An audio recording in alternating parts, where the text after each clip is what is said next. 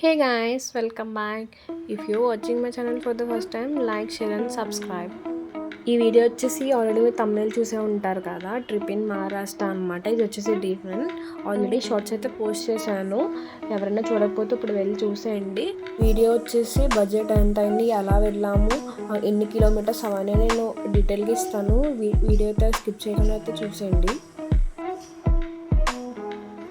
Already ఇందాక పేరు చెప్పాను కదా, లోనావాలా అని చెప్పేసి. ఇది పూణే నుంచి 67 కిలోమీటర్స్ ఎంత ఉంటుంది. మ్యాక్స్ ట్రాఫిక్ ఏమి ఉండదు కాబట్టి 1.5 అవరే వెళ్ళిపోవచ్చు.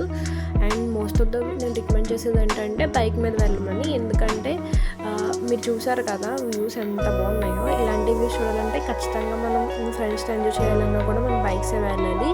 సో బైక్స్ ఏంటి ఎలా దొరుకుతాయి అదో సినిమా ఆలోచిస్తున్నారా? ఇప్పుడు మనకి రెంటల్కి ఏం దొరకట్లేదు చెప్పండి. సో అక్కడ కూడా రెంటల్ బైక్స్ దొరుకుతాయి. కానీ ఇక్కడ మీకు నేను ఒక కేర్ చెప్తాను ఏంటంటే, రెంటల్ బైక్స్ తీసుకున్నప్పుడు మీరు ఆ నెంబర్ ప్లేట్ని సరిగ్గా చూసి తీసుకోండి. నాకు తెలిసినంత వరకు రెంటల్ బైక్స్ యొక్క నెంబర్ ప్లేట్స్ బ్యాక్ ఎల్లో కలర్లో ఉండాలి. బ్లాక్లో ఉంటే ఖచ్చితంగా మళ్ళీ మీరు క్వశ్చన్ చేయండి ఈ బైక్స్ ఉన్నాయి పర్లేదా అని చెప్పేసి. Apart from all these enjoy చేయడానికి అయితే బైక్స్ తీసుకోండి. అండ్ ఎప్పుడు మ్యాక్స్ టు మ్యాక్స్ రైనీ సీజన్లో విజిట్ చేయడానికి ట్రై చేయండి. ఎందుకంటే రైనీ సీజన్లో వ్యూ బాగుంటుంది అనమాట. మేమైతే మొన్న డిసెంబర్ మంత్లో వెళ్ళాము కాబట్టి అంత గ్రీనీగా లేదు.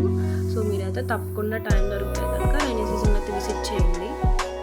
ఈ వ్యూ చూడగానే మీకు ఒక ప్లేస్ ఐడియా వచ్చి ఉండదు కదా, అరకు అని చెప్పేసి. ఓకే, మనకి ఎంత అనిపించకపోయినా కొంచెం ఆల్మోస్ట్ దగ్గరగా అనిపించింది. ఏంటి ఇంత నుంచి లోనావాలా అని చెప్తారు. అసలు లోనావాలా స్పెషాలిటీ ఏంటని అంటారా? ఇది ఒక హిల్ ఏరియా అనమాట. అలాగే ట్రెక్కింగ్ పాయింట్స్ ఎక్కువ ఉంటాయి, వ్యూ పాయింట్ కూడా ఎక్కువ ఉంటుంది. ఇక్కడ ఫేమస్ వ్యూ పాయింట్ వచ్చేసి టైగర్ వ్యూ పాయింట్ అనమాట. మీరు వెళ్ళినప్పుడు తప్పకుండా విజిట్ చేయండి. మేమైతే వెళ్ళినప్పుడు మేబీ తెలియదు ఎందుకు రీజన్ క్లోజ్ చేస్తారనమాట. సో వ్యూస్ చూసారు కదా ఎంత బాగుందో. ఎవరో కాలేజ్ స్టూడెంట్స్ అనుకుంటా పిక్నిక్ వచ్చినట్టున్నారు. స్టార్టింగ్లో అయితే చెప్పాను కదా బైక్స్ రెంటల్ తీసుకున్నామని చెప్పేసి. మేము 6 మెంబర్స్ అయితే వెళ్ళాము. 3 బైక్స్ అయితే తీసుకున్నాం అనమాట. 3 బైక్స్ కాస్ట్ 2 డేస్కి 4,000 అయితే తీసుకున్నారు. ఇది remaining budget depends upon our eating అనమాట. బయట మనం అంత తింటే అంత అవుతుంది. ఇంకో ప్రికాషన్ ఏం చెప్పారంటే, పెట్రోల్ అది కొంచెం ఫిల్ చేసుకునే వెళ్ళండి ముందే. ఎందుకంటే మ్యాక్స్ టు మ్యాక్స్ మనకి దారిలో ఎక్కడ పెట్రోల్ బంక్స్ అయితే కనిపించవు. అందులో ఇది ఘాట్ రోడ్స్ కాబట్టి అప్ ఎక్కేటప్పుడు అయితే ఖచ్చితంగా మనకి పెట్రోల్ ఎక్కువ లాగుతుంది కాబట్టి సో మీరు ఖచ్చితంగా కింద ఫిల్ చేయించుకునే రండి. అసలు వ్యూస్ అయితే నిజంగా చాలా అంటే చాలా అవసరంగా ఉన్నాయి. రైనీ సీజన్లో మస్ట్ రికమెండ్ ప్లేస్ అని అయితే చెప్పొచ్చు అనమాట. మీ ట్రిప్ బకెట్లో అయితే ఈ ప్లేస్ ఖచ్చితంగా యాడ్ చేసుకోండి. అండ్ కొంచెం వ్యూ పాయింట్స్ ఎక్కువే ఉన్న ఫొటోస్ దిగడానికి అయితే చాలా బాగుంటుంది ఈ ప్లేస్. లో టైగర్ పాయింట్ వ్యూ చెప్పాను కదా, అది ఇదే అనమాట. కానీ సమ్ ఆఫ్ ద రీజన్స్ వల్ల మేము వెళ్ళినప్పుడు అయితే క్లోజ్ చేస్తారు. పైగా దానికి ఎంట్రీ టికెట్ ఉంటుంది. పర్సన్కి 1,500 2,000 అలా ఛార్జ్ చేస్తారు. ఇదే అనమాట. దీని నుంచి లోపలికి వెళ్తే ఉంటుంది. మేబీ క్లోజ్ చేస్తారు. సో ఆ టైగర్ పాయింట్ వ్యూకి వెళ్ళడం ఇలా అవడం కొంచెం ట్రిప్లో డిసప్పాయింట్మెంట్ అనిపించింది. ఇంకేం చేయలేక చాలా డిసప్పాయింట్మెంట్ అయితే బ్యాక్ స్టార్ట్ అయిపోయాము. కానీ కిందకి వెళ్ళేటప్పుడు ఏంటంటే మాకు మంచి వ్యూ పాయింట్ కనిపించింది.